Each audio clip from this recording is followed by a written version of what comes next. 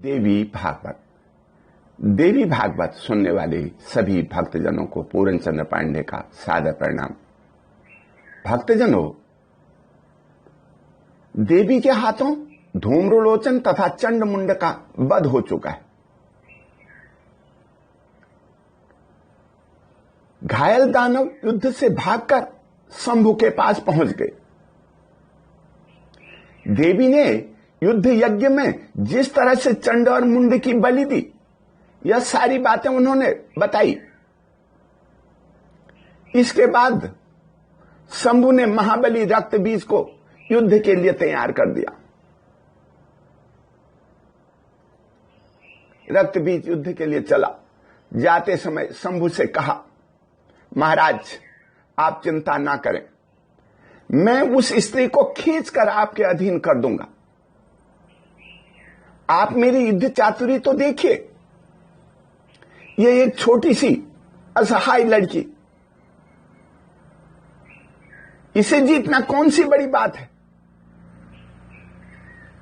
मेरे द्वारा युद्ध में परास्त होने के बाद यह आपकी दासी होकर के रहेगी। रक्तबीज रथ पर बैठा और युद्ध के लिए चल पड़ा। उसके साथ दानवों की एक बहुत बड़ी सेना थी। हाथी, घोड़े, रथ और पैदल सैनिक। रथ पर बैठा हुआ रक्तबीज पर्वत पर विराजने वाली भगवती जगदंबिका की ओर बढ़ा। उसे आते देख देवी ने बड़े जोर से शंख ध्वनि आरंभ कर दी।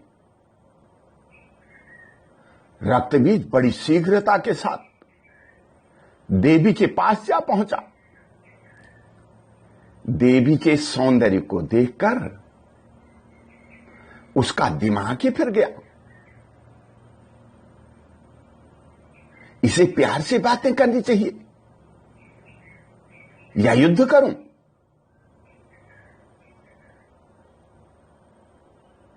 उसकी समझ में नहीं आ रहा था।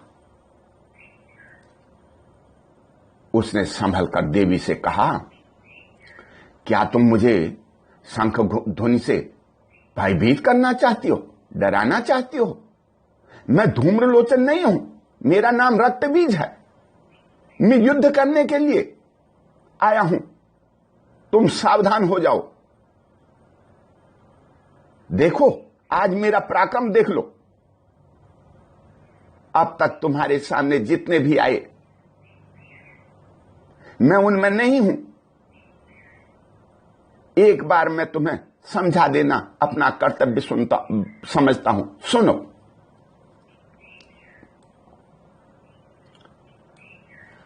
यदि तुमने वृद्धजनों की बातें सुनी हैं, नीति शास्त्र का थोड़ा भी ज्ञान है, तो मैं तुम्हें बताता हूं। हे देवी, इस लोक में विष्णु जी के साथ लक्ष्मी रहती हैं, ब्रह्मा जी के साथ सावित्री, इंद्र शची के साथ और शंकर पार्वती के साथ रहते हैं। यहां तक कि वृक्ष लता के साथ, मृग मृगी के साथ और कबूतर कबूतरी के साथ आनंद में मस्त रहते हैं। अकेले कोई नहीं रहता।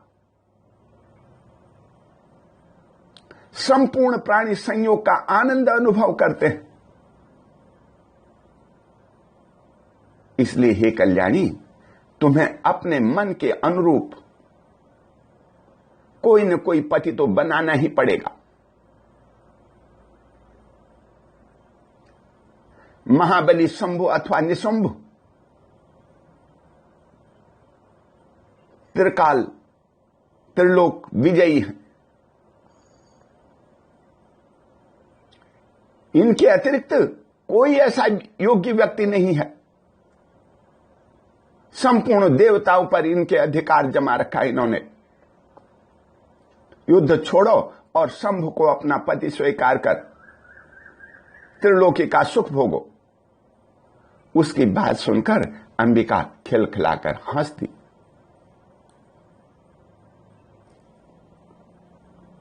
देवी ने कहा, अरे मूर्ख, मैं तो दूत से पहले ही कह चुकी हूं, अब तू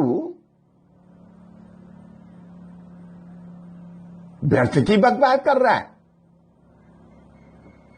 त्रिलोकी में कोई भी पुरुष मुझे युद्ध में जीत ले, मैं उसे अपना पति स्वीकार कर लूंगी। मैं पहले ही प्रतिज्ञा कर चुकी हूं। तू शुंभ और निशुंभ से कह दे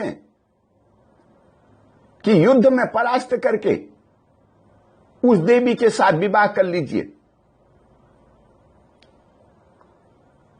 या युद्ध छोड़कर भाग जाइए, नहीं तो अपने स्वामी के साथ तू भी पाताल चला जा। देवी के मुंह से ये बातें सुनकर के रक्तबीज को क्रोध आ गया। फिर तो सिंह के ऊपर उसके भयंकर बाण बरसने लगे। देवी ने अपने तीखे तीरों से उसके सभी बाणों को एक एक कर काट डाला। इतने बाण मारे देवी ने कि उसे मूर्छा आ गई। वह धरती पर गिर पड़ा। सैनिक चिल्लाने लगे, अब हम मारे गए, कहां भागें, कैसे जान बचाएं।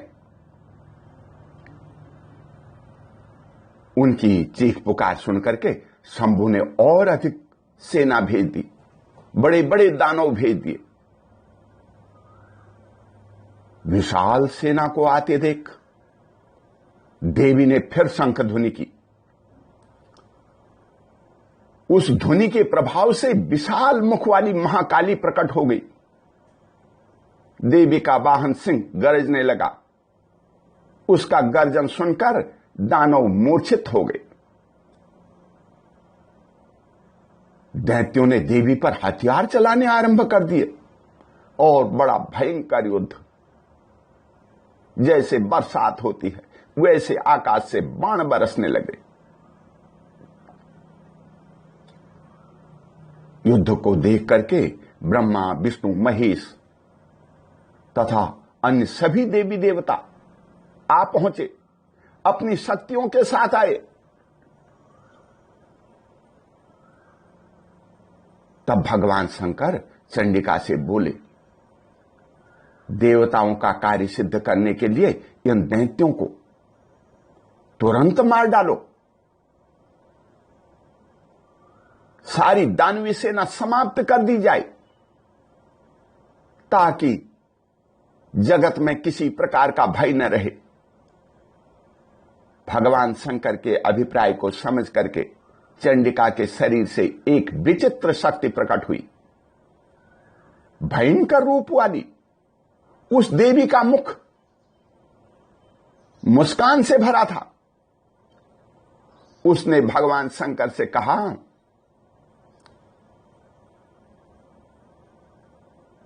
इस देवद्रोही शंभु और निशंभु को परास्त कर इन दोनों अभिमानियों का वध करना मेरा उद्देश्य है।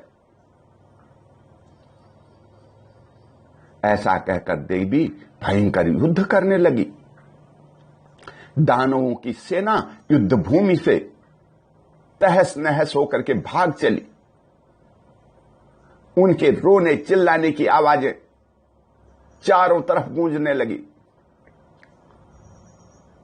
दानवों की चित्कार सुनकर रक्तबीज तो फिर उठ खड़ा हुआ। क्रोध से उसकी आंखें लाल हो रही थी। वह पुनः युद्ध करने लगा। युद्ध में लड़ते हुए रक्तबीज के शरीर से जब रक्त की बूंदें भूमि पर गिरती थीं, तब उन बूंदों से तुरंत रक्तबीज जैसे ही दानव उत्पन्न हो जाते थे। वह दैत्य क्रोधवश देवी को मारने के लिए तैयार हो गया। देवी के साथ कालिका भी विद्यमान थी। दैत्य ने देखा विष्णु की शक्ति सामने गरुड़ पर सवार है।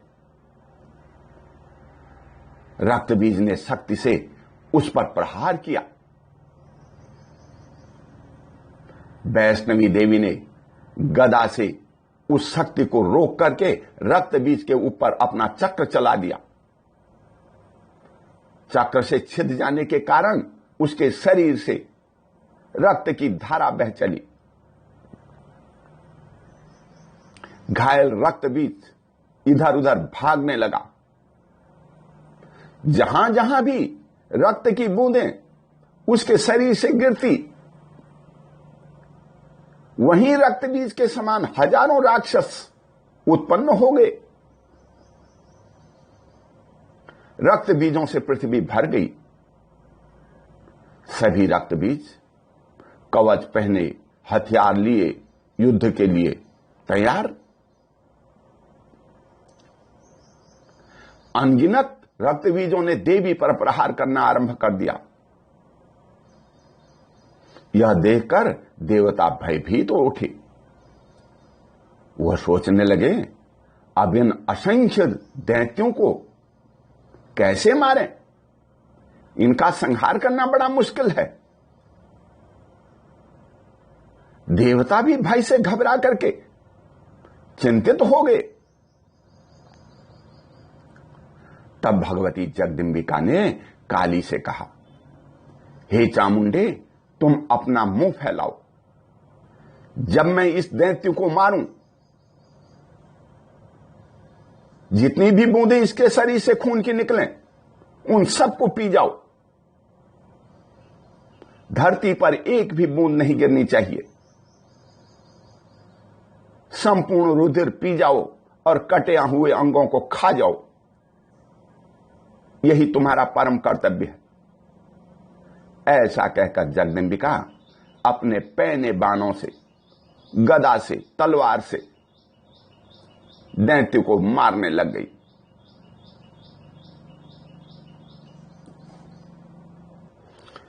भगवती जगदम्बिका के यों कहने पर चामुंडा रक्त बीज के शरीर से जितनी भी रक्त की बूंदें निकली, उन सबको पीने में तत्पर हो गई। जितने भी रक्त बीज थे, वे सभी पर गिरते गए और काली उन सब का रुधिर पीती गई, हाड़ मांस खाती गई। संपूर्ण रक्त बीज तुरंत ही चंडिका के कलेवा बन गए, भोजन बन गए। जो असली रक्त बीज था, वो भी भयानक चोट खाकर के गिर पड़ा। जगदम्बिका ने अपनी तलवार से उसके टुकड़े टुकड़े कर डाले। काली ने उसके कटे हुए अंगों को खा डाला। रक्त बीज का युद्ध भूमि से नामो निशान मिट गया। रक्त बीज महान भयंकर दानव था। उसके मर जाने पर युद्ध भूमि में दूसरे जितने दैत्य थे, सब भागकर शंभु के पास चले गए। वह शंभु से बोले, हे राजन, वे रक्त बीज भी अंबिका के हाथ युद्ध में काम आ गए। उनके शरीर से जो रुधिर निकला, उसे चंडिका पी जाती थी। जो अन्य सूरवीर दानव थे, उन्हें देवी के वाहन सिंह ने मार करके तहस नहस कर दिया। बहुत से दैत्य काली के ग्रास बन गए। देवी ने हमारी सारी सेना समाप्त कर दी है। भागकर आए हुए दैत्यों का यह वचन सुनते ही शंभु अत्यंत क्रोधित हो गया, कांपने लगा। घबरा भी रहा था। उस दैत्य की बुद्धि तो काल के प्रभाव से कुंठित हो गई। फिर गरजने लगा, देवी को जीत कर लाएंगे या प्राण गंवाएंगे। यही सोचकर शुंभ और निशंभ युद्ध के लिए तैयार हो गए। भक्तजनों, देवी भागवत की यह कथा यही समाप्त नहीं होती। इस संसार में देवता भी हैं, दानव भी हैं, रक्तबीज जैसे बहुत से लोग हैं।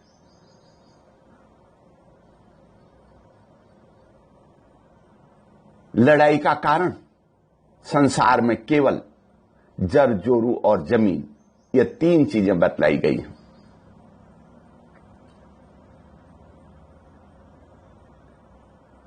जो आपस में लोगों को लड़ा देती है। इसके कारण बड़े बड़े विद्वानों की भी बुद्धि कुंठित हो जाती है।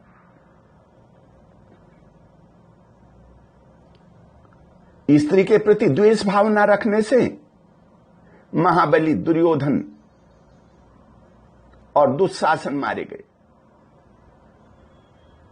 महान विद्वान रावण मारा गया।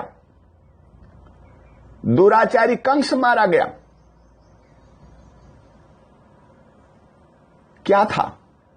कोई स्त्री के कारण लड़ रहा है, कोई जमीन के कारण लड़ रहा है, कोई धन के लिए लड़ रहा है। वर्तमान समय में भी बहुत से ऐसे लोग हैं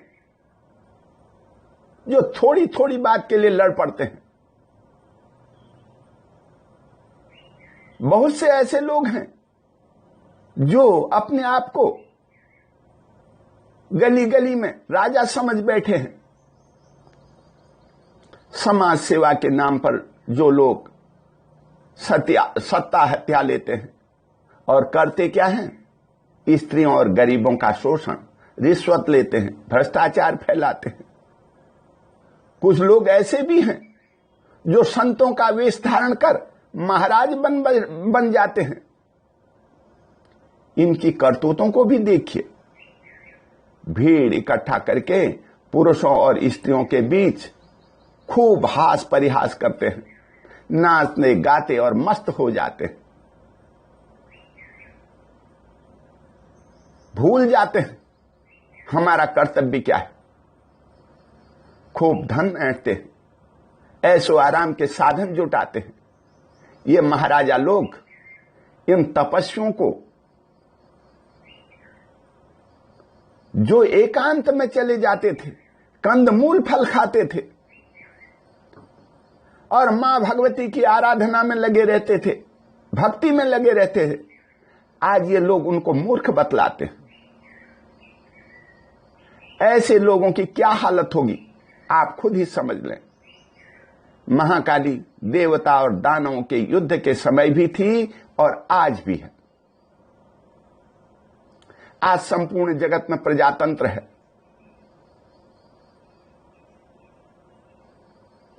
लेकिन ये दुराचारी जनता का शोषण आज भी करते हैं। गरीबों का खून पीना,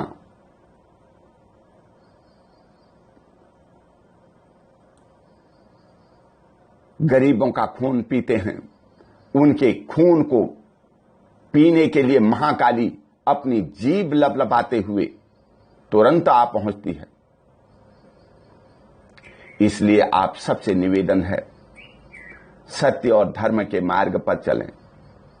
देवताओं की तरह सभी को सुख देने वाले बने। भगवती जगदम्बिका हमेशा आपके कल्याण के लिए तैयार है। बोल भगवती मैया की जय। ओम शांति।